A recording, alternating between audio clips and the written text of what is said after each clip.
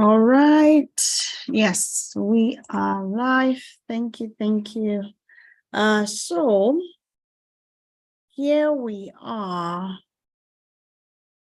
We are continuing the book review on Dale Carnegie's book, How to Win Friends and Influence People.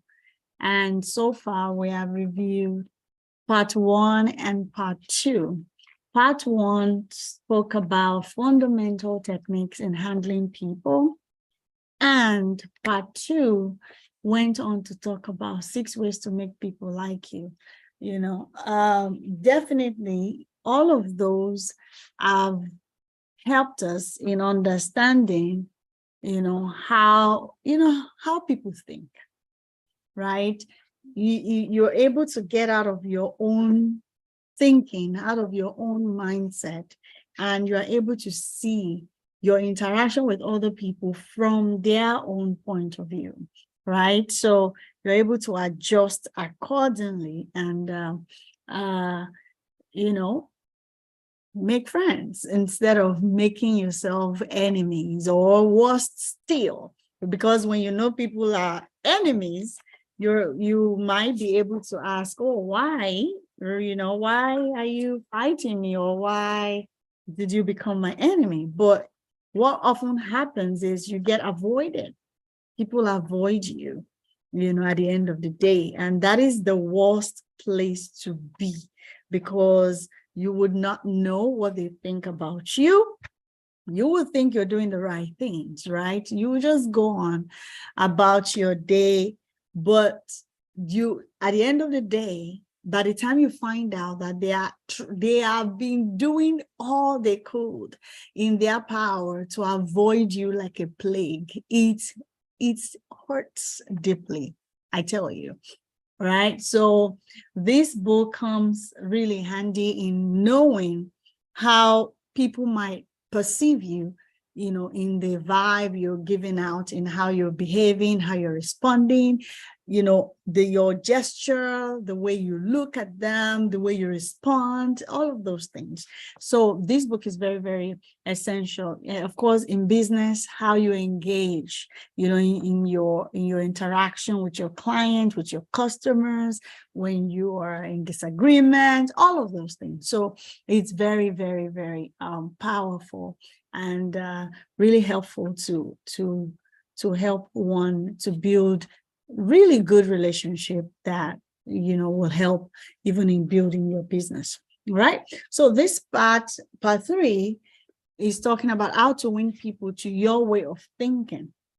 Of course, this is where we want to get to, that individuals and people are able to see the benefit of what you're offering them in your business, right? They are able to come off their defense or high horse and be able to see what you're presenting to them. And that's when they would buy, right? So that is the essence of this section. So the very first part that Dale Carnegie covered here, he says, you can't win an argument. You cannot win an argument. It might be it might be very clear to people to understand that this particular fact, and it might not be clear to some people, but the main thing that is evident here is the fact that when you are arguing, it's a lose-lose situation, right? You might think you win the argument, but as a business person, even as an individual, when you are interacting with other people, that win is eventually a loss, because you will lose the person. They will not trust you anymore. At the end of the day, you're chipping away at your friendship, right? Which at the end of the day might cost you. So let's look at some of the things, like Dale Carnegie, his method of writing. Welcome, Becky. His method of writing is, giving lots and lots of examples, and he's been able to gather these examples, given that he ran this as a program in institutions of learning or in organizations for leadership and things like that. So from there, he was able to gather a lot of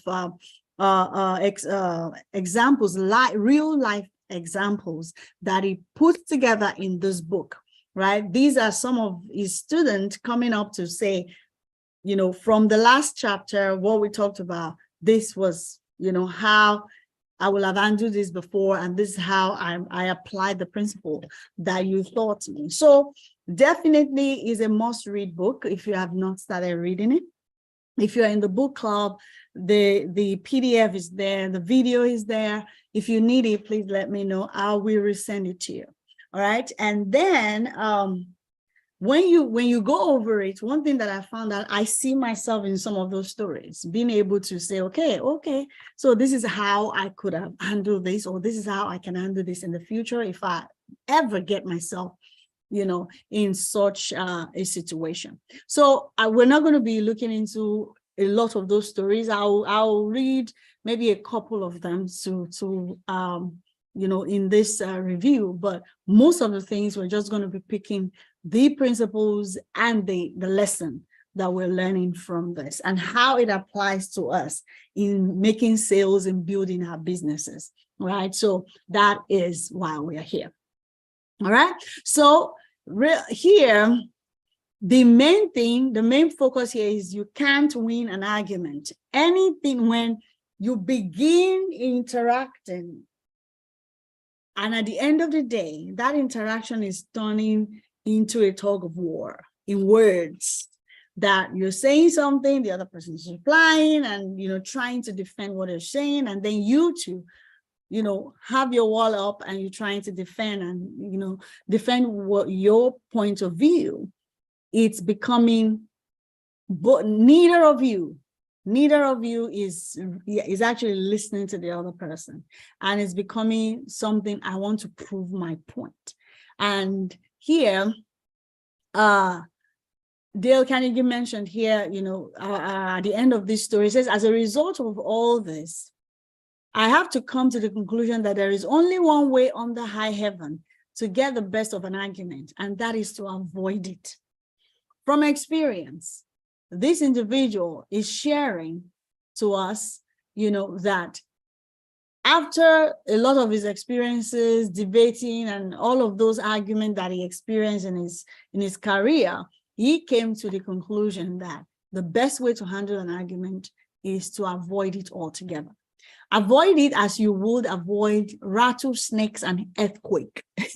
How would you avoid a rattlesnake and earthquake? You run away, from any exchange of words that you have a slightest hint that this is becoming an argument. You run away. And in this book, he showed us how to turn things around. So it says 9 times out of 10, an argument ends with each of the contestants more firmly convinced than ever that he is absolutely right. That is the main thing you're going to do. Though at the end of the day, you might feel you won, but your opponent or the other person that you're in argument with, they too will say, no wonder, this is why I say my point is right.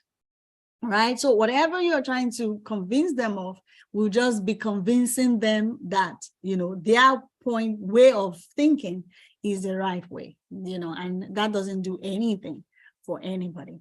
All right. So you can't win an argument. You can't, because if you lose it, you lose it. And if you win it, you lose it. Why? Well, suppose you triumph over the other man and shoot his argument full of holes and prove that he is non-composed mentees. Then what? You will feel fine, but what about him? You have made him feel inferior. You have hurt his pride. He will resent your triumph. And a man convinced against his will is of the same opinion still. That's it, right? You cannot use an argument to get the other person to your point of view. We can see from experience in life, and even with our kids, even with our kids, when you engage them in argument, you just, even if they see your point that you are right, they just want to prove you wrong, right? And they just dig deeper into their own conviction, right? So there's no argument, period. Avoid it. If you argue and rankle and contradict, you may achieve a victory sometimes, but it will be an empty victory because you will never get your opponent's good will. And as business person, as in sales, building your team and all of that, you need people's goodwill. We need people's goodwill. And an argument will rob you of that. So definitely something that we have to avoid by all means. This is a story that I'll love to read verbatim as we see it here. It says, this inspector was cold, arrogant, and stubborn. Mr. Parsons said as he told the story to the class, reason was wasted and so were facts. The longer we argued, the more stubborn he became. So I decided to avoid argument, change the subject, and give him appreciation. And this is how he did it. I said, I suppose this is a very petty matter in comparison with the really important and difficult decisions you are required to make. I've made a study of taxation myself, but I've had to get my knowledge from books. You are getting yours from the firing line of experience. I sometimes wish I had a job like yours. It would teach me a lot. I meant every word I said, right? So this is a technique that this individual used here to turn around an exchange that is tending towards being argumentative. So what did he do? He changed his subject and appreciated the other person. And he did it sincerely. He did that sincerely, right? So that is one way of how to be able to get yourself out of the headache of getting yourself in an argument. So when you see that, you're trying to share, maybe the business opportunity that you have with somebody, and they're telling you MLM is this, network marketing, I've been there forever. I mean, I've done it, I've been there, done that, and it's always the same, all of that. And you're telling them, we are changing. In my company, we are different. This is our philosophy. This is our way of life, and the community. You're trying to, present all of the facts of your experience with your own company, but they wouldn't have it because maybe their experience, in other companies and things. Once you see that it's tending towards exchange of words, tending towards argument, then it's best to just look for something to compliment them on, look for something to appreciate in them.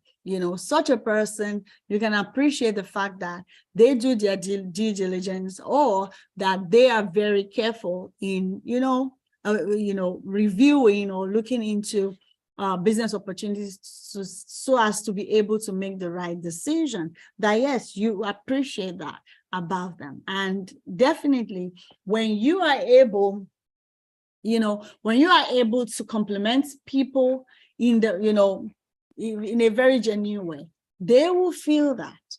And in that manner, you have softened the landing.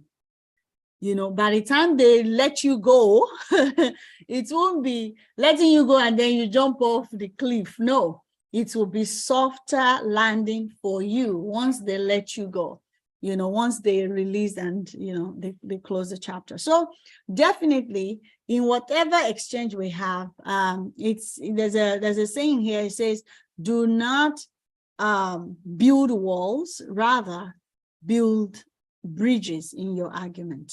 In your exchanges. No man, Lincoln once reprimanded a young army officer for indulging in a violent controversy with an associate. He said, no man who is resolved to make the most of himself, said Lincoln, can spare time for personal contention. Still less can he afford to take the consequences, including the vitiation of his temper and the laws of self-control. Yield larger things to which you show no more than equal rights, and yield lesser ones, though clearly your own.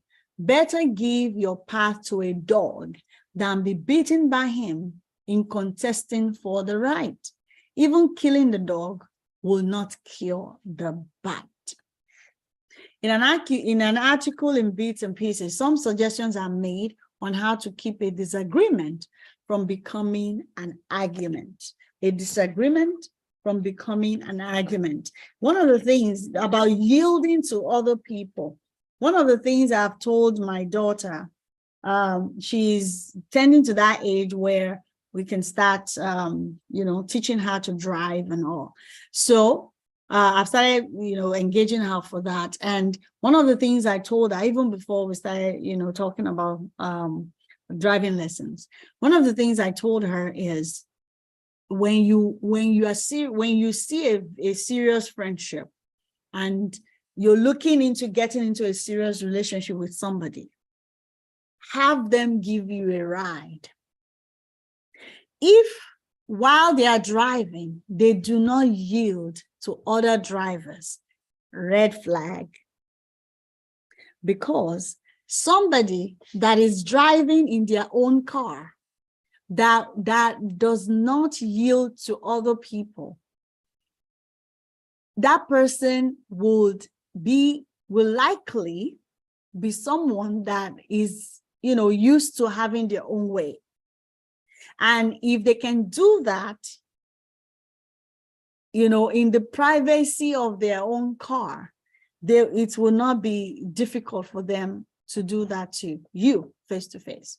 So you're able to, their guards are down and everything, you're able to see them in their element while they are driving. If they cannot yield to other people on the road, then when you get in an argument with them, is their way or the highway.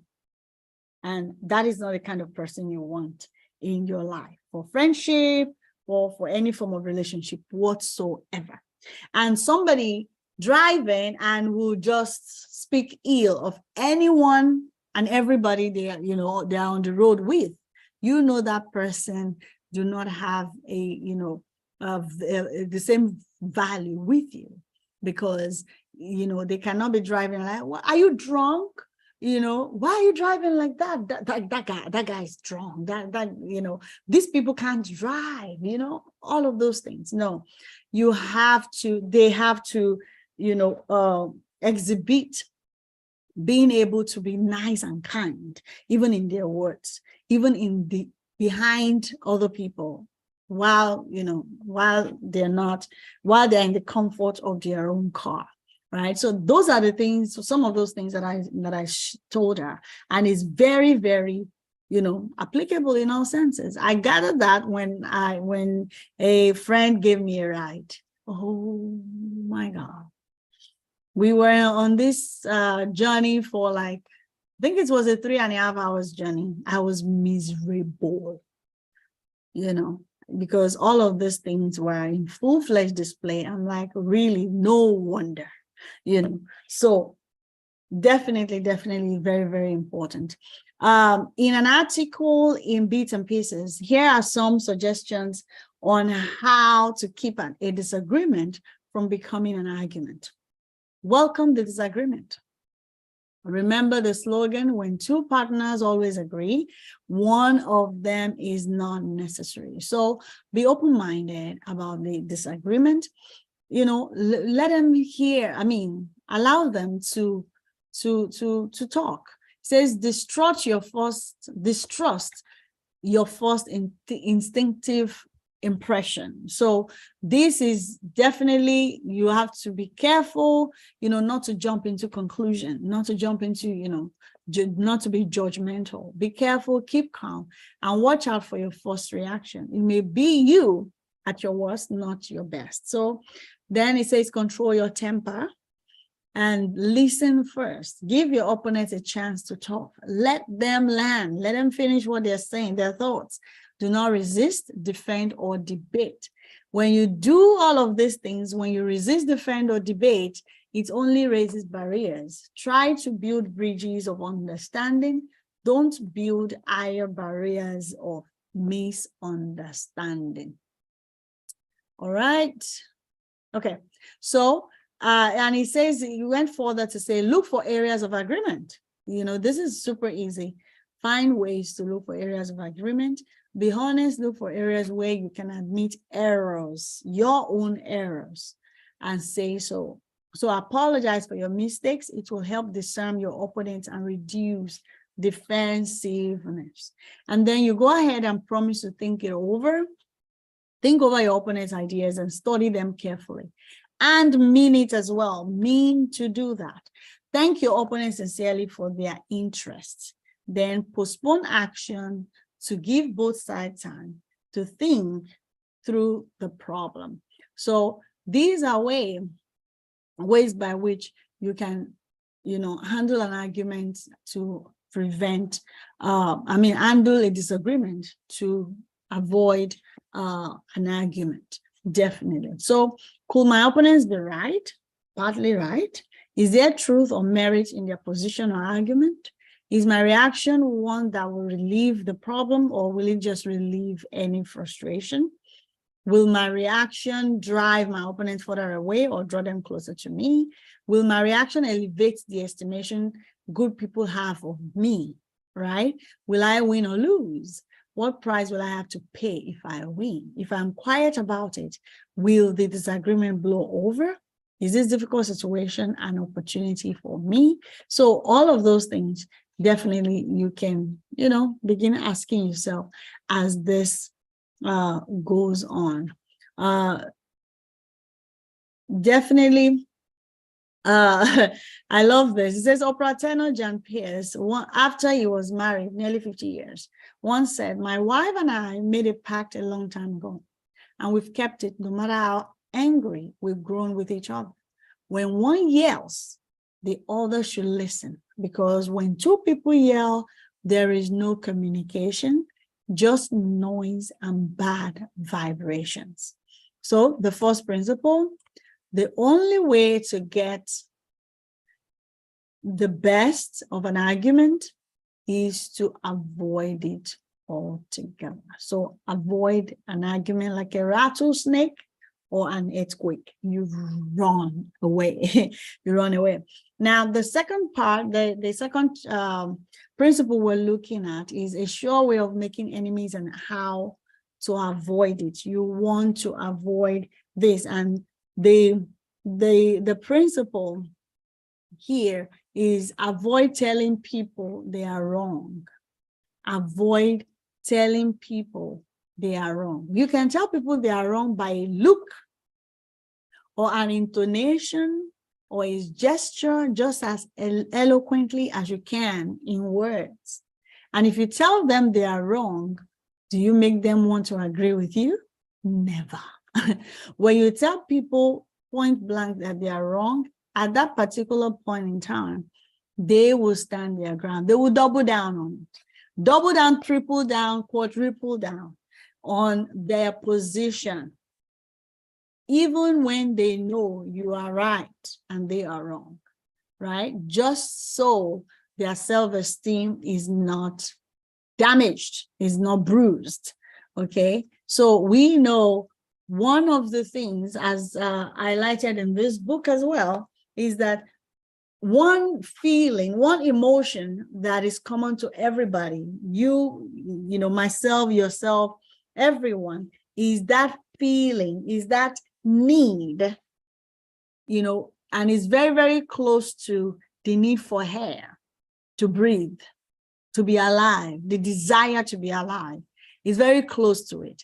And that desire is the desire to feel important.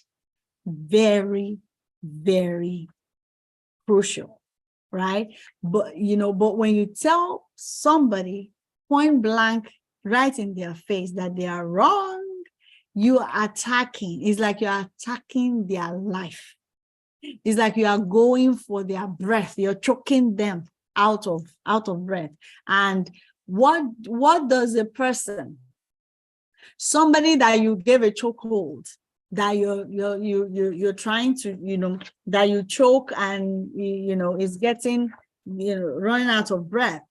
I've not had to do that before, but I've seen in movies when they give, or in wrestling, when you give somebody a chokehold, I've never seen where that person remained calm.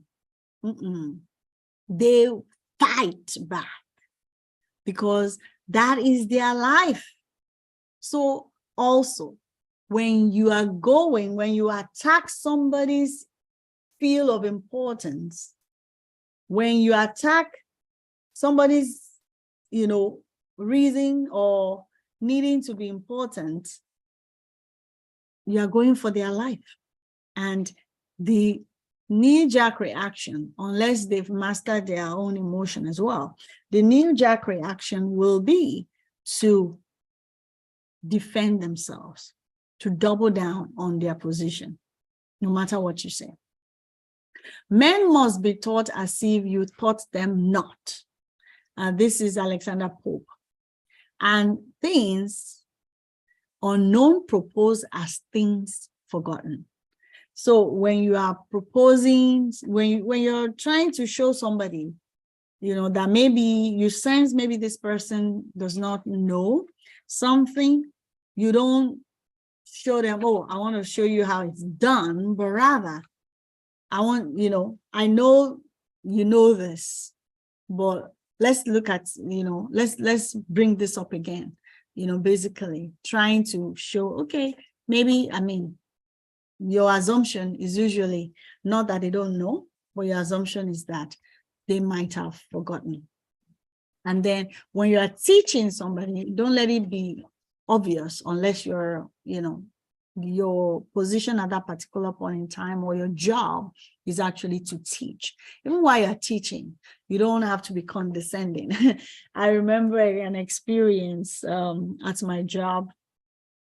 I was tasked with the responsibility of training, our of developing and more like securing training or training. What will I call it now? Kind of getting a trainer or a company that would train, all of our developers in the new program that we have regarding application security. So we've used this company before, but it was before the time that I joined that team, right? So I was told, oh, yeah, we can definitely use them again. So I didn't bother to go sourcing for more providers of that training. So I just went with what we had before, since the experience was, was a good one, and the rate was still within our budget. So I got them on board to deliver the training. But what happened was, when the trainer that was assigned came, all of his expression, his questioning, his delivery was as if he was talking to elementary students.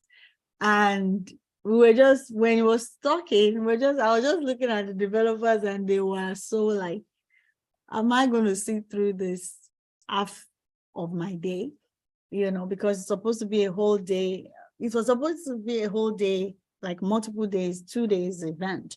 They were so impatient, looking through their phones, ready to receive that call of emergency, like there's problem, in production, so that they can have excuse to get out and go fix and go put out the fire.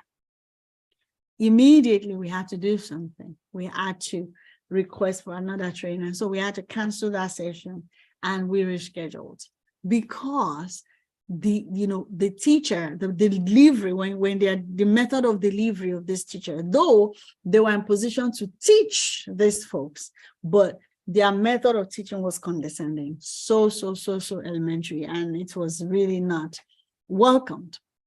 So definitely when you're teaching people, don't teach them as though you're teaching them.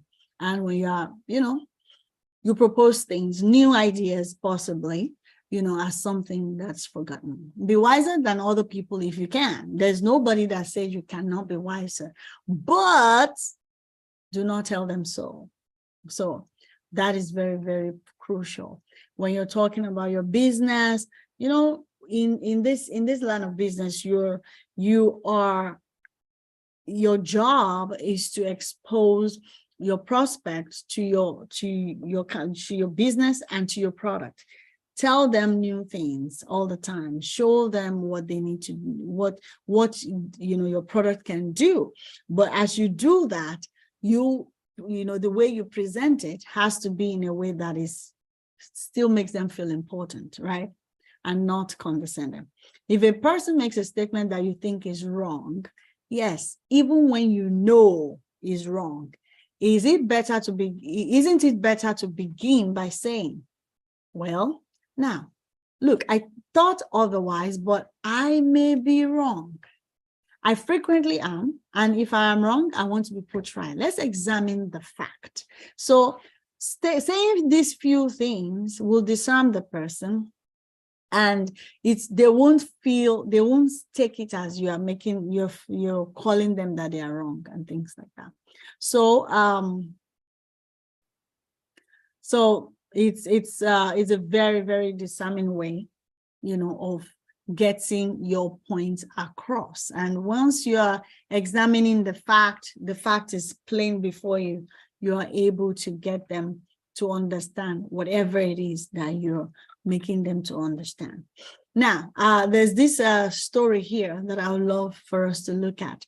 It says, talking about Ben Franklin, it says, one day when Ben Franklin was a blundering youth, an old Quaker friend took him aside and lashed him with a few stinging truths. Something like this: Ben, you are impossible. Your opinions have a slap in them for everyone who differs with you. They have become so offensive that nobody cares for them. Your friends find they enjoy themselves better when you're not around. Ouch. You know so much that no man can tell you anything. Yikes. Indeed, no man is going to try, for the effort will lead only to discomfort and hard work. So you're not likely ever to know any more than you know now, which is very little. One of the finest things I know about Ben Franklin is the way he accepted that Smartenry book. He was big enough and wise enough to realize that it was true, to sense that he was headed for failure and social disaster. So he made a right about face. He began immediately to change his insolent, opinionated way. Now, this is what he did. He says, I made it a rule to forbear all direct contradiction to the sentiment of others and all positive assertion of my own. I even forbade myself the use of every word or expression in the language that imported a fixed opinion, such as certainly, undoubtedly, and so on and so forth. And I adopted, instead of them, I conceive, I apprehend, or I imagine a thing to be so, or it so appears to me at present, right? When another asserted something that I thought an error, I denied myself the pleasure of contradicting him abruptly and of showing immediately some absurdity in his proposition. And in answering, I began by observing that in certain cases or circumstances, his opinion will be right. But in the present case, there appeared or seemed to me some difference, something like that. I soon found the advantage of this change in my manner. The conversation I engaged in went on more pleasantly. The modest way in which I proposed my opinions procured them a readier reception and less contradiction. I had less mortification when I was found to be in the wrong, and I more easily prevailed with others to give up their mistakes and join with me when I happen to be in the right. So definitely, you know, by not telling somebody point blank that they are wrong, and by not asserting and just be so 100% sure of your own opinion, you are able to win this, others to your side. So never say you are wrong to anyone. Don't get them stirred up. Use a little diplomacy. So don't argue with your customers. Don't argue with your spouse. Don't argue with your adversary.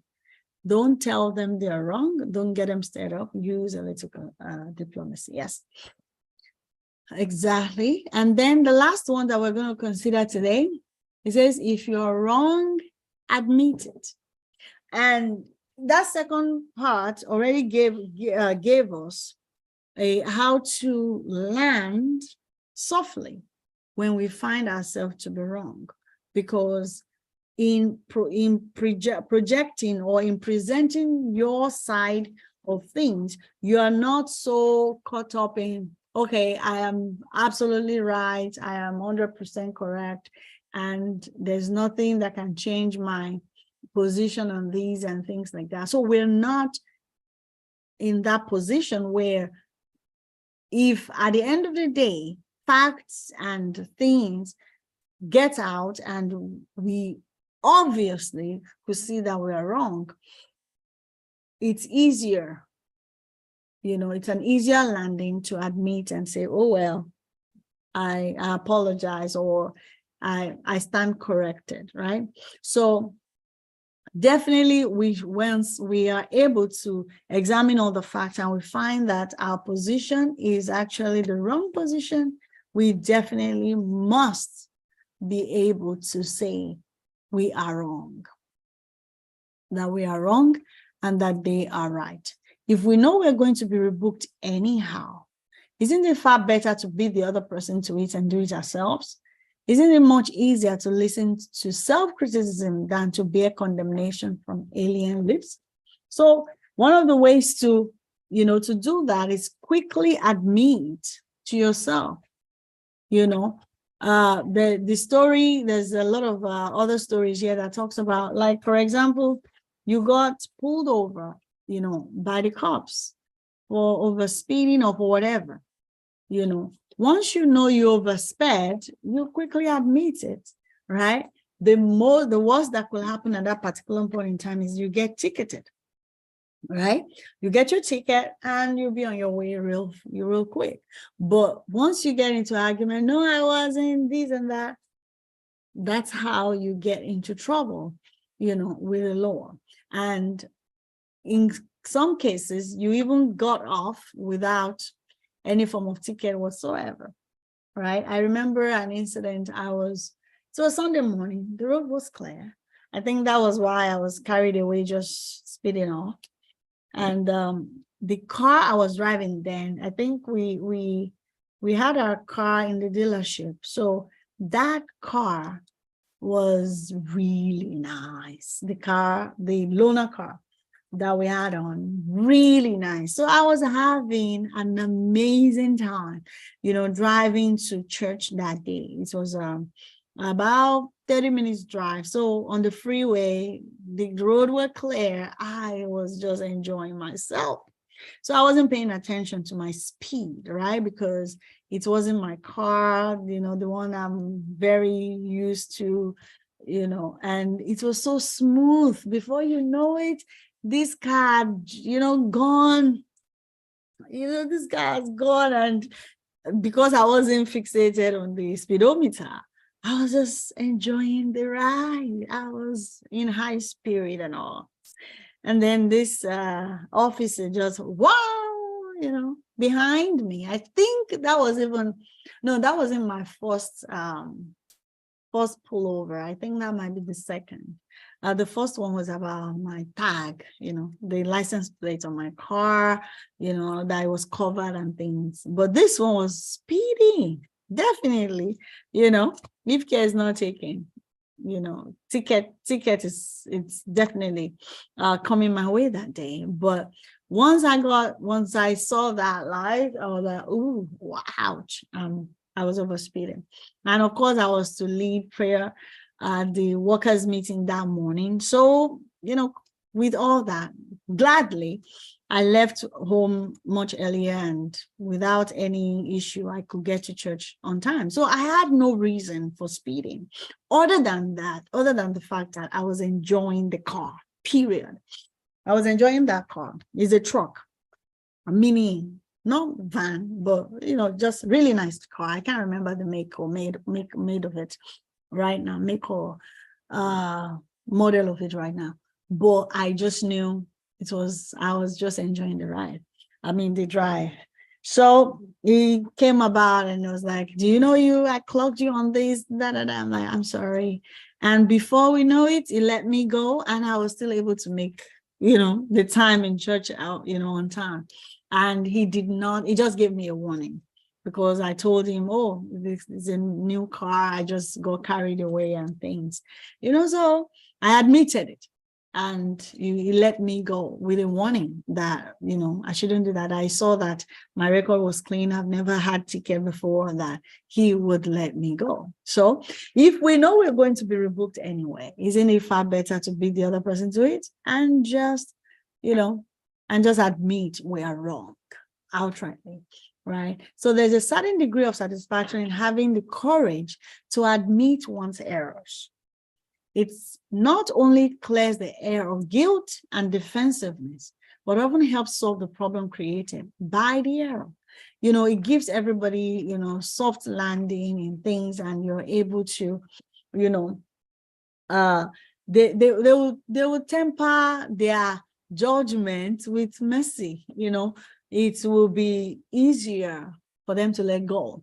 But when you're standing, still being defensive, it just, seals that's when you begin to, they'll begin to see your ugly sides, and it just doesn't go well with everybody, right? So definitely, especially as a business person, you don't want to be in that position with your customers. Definitely not. All right. Then I want us to look at this story here for this as we conclude today. Herbert Hubbard was one of the most original authors who ever stirred up a nation. And his stringing sentences often aroused fierce resentment. But Hubbard, with his rare skill of handling people, frequently turned his enemies into friends. Let's see how he does that. For example, when some irritated reader wrote in to say that he didn't agree with such and such an article and ended by calling Hubbard this and that, Herbert Hubbard would answer like this: come to think it over, I don't entirely agree with it myself. Not everything I wrote yesterday appeals to me today. I am glad to learn what you think on the subject. The next time you are in the neighborhood, you must visit us and we'll get this subject trashed out for all time. So here is a hand clasp over the mouth, and I am yours sincerely. Right? Let's look at that. Somebody sent in a very, very nasty email or letter, and they received this in response. Right? What would you say to a man who treated you like that? So when we are right, let's try to win people gently and tactfully to our way of thinking. And when we are wrong, and that will be surprisingly often, if we are honest with ourselves, let's admit our mistakes quickly and with enthusiasm. Not only will that technique produce astonishing results, but believe it or not, it is a lot more fun under the circumstances than trying to defend oneself. Remember the old proverb, by fighting, you never get enough, but by yielding, you get more than you expected. If you're wrong, admit it quickly and emphatically. Don't go beat about the bush. Let it be straight on and let it be quick. All right. So that concludes today's review. Let me know what you think. How has this been helpful for you? And we'll meet again here next week. This usually is usually on Wednesdays, but this week I ran it on Thursday. I'm actually looking to get it regularly on Thursday, but we'll still see that day might still shift. All right. Have a wonderful one, everyone. God bless you. Bye. Yes, yes, yes.